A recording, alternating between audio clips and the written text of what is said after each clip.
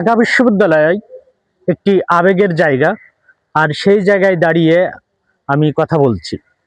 ঢাকা বিশ্ববিদ্যালয় 2006 এবং 7 সেশনে আমি ভর্তি হয়েছিলাম, আর আমার আবাসিক হল ছিল হাজী মোহাম্মদ মহসিন হল।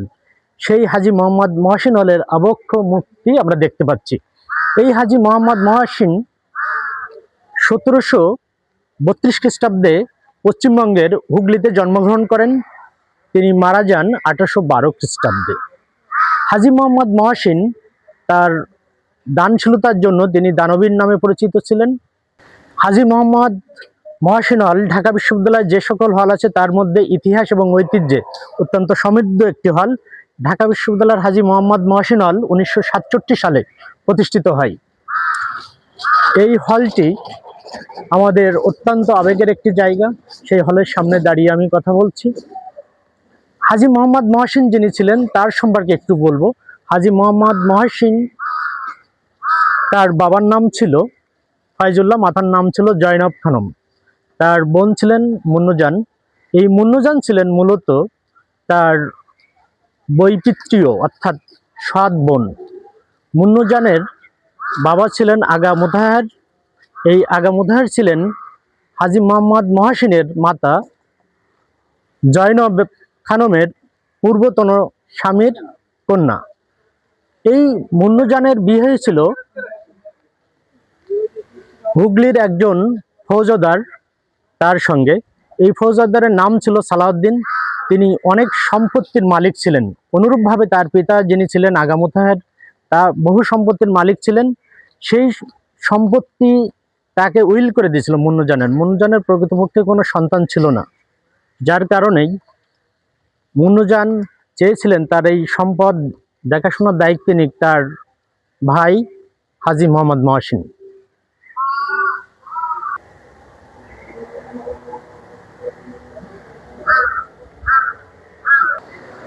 হাজী মোহাম্মদ মহসিন হলের আমার প্রিয় ভাইদের প্রতিচ্ছবি, যারা হলকে দেখে শুনে রাখেন, সুন্দর করে রাখেন, সবসময় সেবাদানের মধ্য দিয়ে এই হলের সার্বিক পরিবেশ সুন্দর রাখেন। হাজী মোহাম্মদ মহসিন হলের গেস্ট রুম। হাজী মোহাম্মদ মহসিন হলের অধ্যক্ষ স্যারের রুমের সামনে দাঁড়িয়ে আমরা মহসিন হলের মাঠ দেখছি।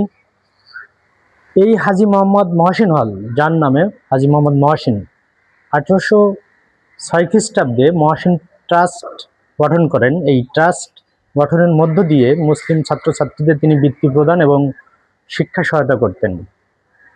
তার অভিপ্রায় অনুযায়ী 1872 পরবর্তী সময়ে হাজী মোহাম্মদ মহসিনের ট্রাস্টের অর্থায়নে স্কুল, মাদ্রাসা, হোস্টেল নির্মাণ করা হয়।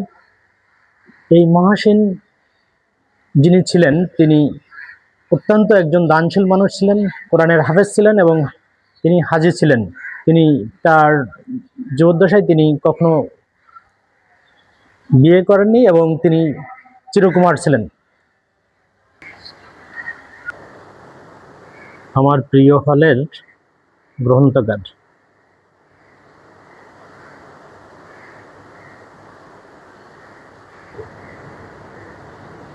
আমার হলের গ্রন্থাগার অত্যন্ত সুসজ্জিত। চাকরি প্রত্যাশী আমার অনুজরা পড়াশোনায় মনোযোগী। হাজী মোহাম্মদ মহসিন হলের করিডর ক্যান্টিনের সম্মুখের ভাগ। আমাদের সেই চিরচেনা ক্যান্টিন, যদিও আমি ফার্স্ট এন্টারটেইনমেন্টে খেতাম, এটি আমাদের হলের ক্যান্টিন আর কি।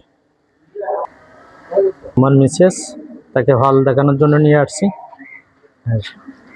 হাজী মোহাম্মদ মহসিন হলের অভ্যন্তরীণ অংশের মাঠ। মসজিদ, এটি হল মসজিদ, মূলত এখানে নামাজ আদায় করছে মুসলিম ভাইরা। হাজী মোহাম্মদ মহসিন হলের একটি অভ্যন্তরীণ দোকান মসজিদের সন্নিকটে। এন্টারটেইনমেন্ট।